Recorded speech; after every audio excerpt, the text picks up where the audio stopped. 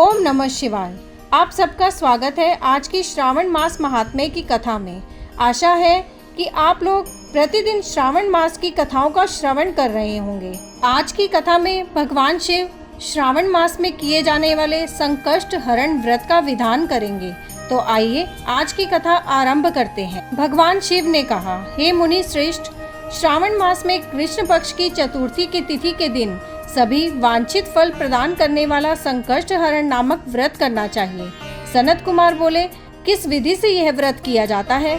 इस व्रत में क्या करना चाहिए? किस देवता का पूजन करना चाहिए और इसका उद्यापन कब करना चाहिए? इसके विषय में मुझे विस्तार पूर्वक बताइए। भगवान शिव ने कहा, चतुर्थी के दिन प्रातः उठकर दंत धावन करके इस संकष्ट हरण नामक शुभ व्रत को करने के लिए यह संकल्प ग्रहण करना चाहिए। हे देवेश, आज मैं चंद्रमा के उदय होने तक निराहार रहूंगा और रात्रि में आपकी पूजा करके भोजन करूंगा। संकट से मेरा उद्धार कीजिए। हे ब्रह्मपुत्र, इस प्रकार संकल्प करके शुभ काले तिलों से युक्त जल से स्नान करके समस्त आहनिक कृत्य संपन्न करने के बाद गणपति की पूजा करनी चाहिए। बुद्धिमान को चाहिए कि 3 माशे अथवा उसके आधे परिमाण अथवा 1 माशे सुवर्ण से अथवा अपनी शक्ति के अनुसार सुवर्ण की प्रतिमा बनाए। सुवर्ण के अभाव में चांदी अथवा तांबे की ही प्रतिमा सुखपूर्वक बनाए।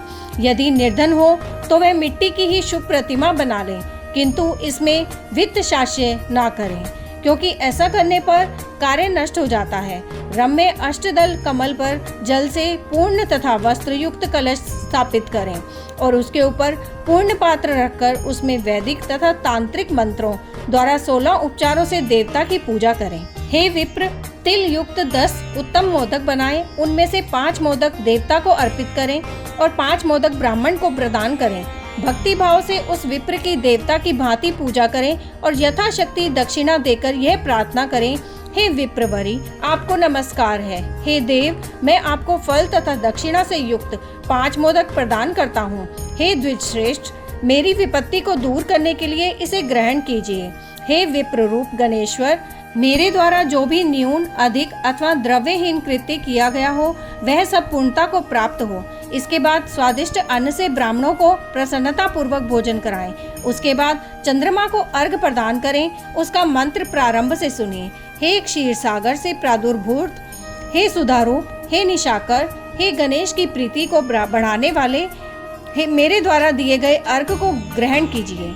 इस विधान के करने पर गणेश्वर प्रसन्न होते हैं और वांछित फल प्रदान करते हैं। अतः इस व्रत को अवश्य करना चाहिए।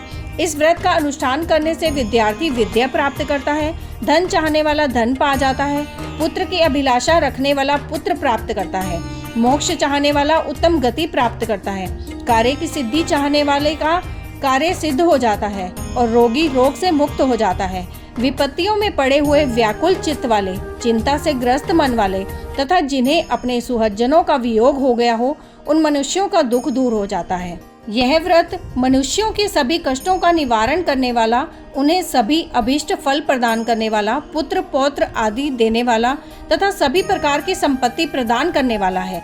ओम नमो हिरंबाय मदमोदिताय संकष्ट सय निवारणाय स्वाहा को बोलना चाहिए। बुद्धिमान व्यक्ति को चाहिए कि इंद्र आदि लोकपालों की सभी दिशाओं में पूजा करें। अब मैं मोदकों की दूसरी विधि आपको बताता हूँ। पके हुए मूंग तथा तिलों से युक्त घी में पकाए गए तथा गरी के छोटे छोटे टुकड़ों से मिश्रित मोदक गणेश जी को अर्पित करें। उसके बाद दुर्वा के अंकुर लेकर इन नाम पदों से पृथक पृथक गणेश जी की पूजा करें। उन नामों को मुझसे सुनिए। हे गणाधिप, हे उमापुत्र, हे अग्नाशन, हे एकदंत, हे इब्वक्त्र, हे मूषक वाहन, हे विनायक, हे ईशपुत, हे सर्व सिद्धि प्रदायक, हे विघ्नराज, हे सर्व संकष्ट नाशन, हे लंबोदर, हे गणाध्यक्ष, हे धूमकेतो, हे भालचंद्र, हे सिंदूरा सुरमर्दन, हे विधान निधान, हे विकट, हे शूर्पकर्ण, आपको नमस्कार है। इस प्रकार इन 21 नामों से गणेश जी की पूजा करें। उसके बाद भक्ति से नम्र होकर प्रसन्न बुद्धि से गणेश देवता से इस प्रकार प्रार्थना करें।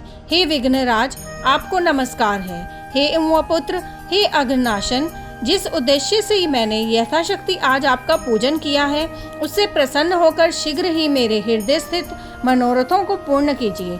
हे प्रभु, मेरे समक्ष उपस्थित विविध प्रकार के समस्त विघ्नों का नाश कीजिए। मैं यहाँ सभी कार्य आपकी ही कृपा से करता हूँ। मेरे शत्रुओं की बुद्धि का नाश कीजिए तथा मित्रों की उन्नति कीजिए। इसके बाद 108 आहुति देकर होम करें। उसके बाद व्रत की संपूर्णता के लिए मोदकों का वायन प्रदान करें। उस समय यह कहें, गणेश जी की प्रसन्नता के लिए मैं 7 लड्डुओं तथा 7 मोदकों का वायन फल सहित ब्राह्मण को प्रदान करता हूँ। उसके बाद हे सत्तम, पुण्यदायिनी कथा सुनकर इस मंत्र के द्वारा 5 बार प्रयत्न पूर्वक चंद्रमा को अर्घ प्रदान करें। क्षीरोदान वसंभूत अत्रि गोत्र समुद्भव गृहाणारघ्यम मया दत्तम रोहिण्या सहितम शशिन। क्षीर सागर से उत्पन्न तथा अत्रि गोत्र में उत्पन्न हे चंद्र, रोहिणी सहित आप मेरे द्वारा प्रदत्त अर्घ को स्वीकार कीजिए। उसके बाद अपने अपराध के लिए देवता से क्षमा प्रार्थना करें और अपने सामर्थ्य के अनुसार ब्राह्मणों को भोजन कराएं तथा ब्राह्मणों को जो अर्पित किया हो उसके अवशिष्ट भोजन को स्वयं ग्रहण करें। मौन होकर 7 ग्रास ग्रहण करें और अशक्त हो तो इच्छा अनुसार भोजन करें। इसी प्रकार 3 मास अथवा 4 मास तथा विधान पूर्वक इस व्रत को करें। उसके बाद बुद्धिमान को चाहिए कि 5वें महीने उद्यापन करें। उद्यापन के लिए बुद्धिमान को अपने सामर्थ्य के अनुसार स्वर्णमयी गणेश प्रतिमा बनानी चाहिए। उसके बाद उस भक्ति संपन्न मनुष्य को पूर्वोक्त विधान से चंदन, सुगंधित द्रव्य तथा अनेक प्रकार के सुंदर पुष्पों से पूजा करनी चाहिए और एकाग्रचित होकर नारिकेल फल से अर्घ प्रदान करना चाहिए। पायस से युक्त सूप में फल रखकर और उसे लाल वस्त्र से लपेटकर यह वायन भक्त ब्राह्मण को प्रदान करें। साथ ही स्वर्ण की गणपति की प्रतिमा भी दक्षिणा सहित उन्हें दें। व्रत की पूर्णता के लिए 1 आड़क तिल का दान करें। उसके बाद विघ्नेश प्रसन्न हो ऐसा कहकर देवता से क्षमा प्रार्थना करें। इस प्रकार उद्यापन करने से अश्वमेघ यज्ञ का फल प्राप्त होता है और मनोवांछित सभी कार्य सिद्ध हो जाते हैं। हे सत्तम, पूर्व कल्प में स्कंद कुमार के चले जाने पर पार्वती ने मेरी आज्ञा से 4 महीने तक इस व्रत को किया था। तब 5वें महीने में पार्वती ने कार्तिकेय को प्राप्त किया था। समुद्र पान के समय अगस्त्य जी ने इस व्रत को किया था और 3 माह में विघ्नेश्वर की कृपा से उन्होंने सिद्धि प्राप्त कर ली। हे विपेंद्र, राजा नल के लिए दमयंती ने 6 महीने तक इस व्रत को किया था। तब नल को खोजती हुई दमयंती को वे मिल गए थे जब चित्रलेखा अनिरुद्ध को बाणासुर के नगर में ले गई थी। तब वह कहाँ गया, उसे कौन ले गया, यह सोचकर प्रद्युम्न व्याकुल हो गए। उस समय प्रद्युम्न को पुत्र शोक से पीड़ित देखकर रुक्मणी ने प्रेम पूर्वक उससे कहा, हे पुत्र, मैंने जो व्रत अपने घर में किया था उसे मैं बताती हूँ, इसे ध्यान पूर्वक सुनो।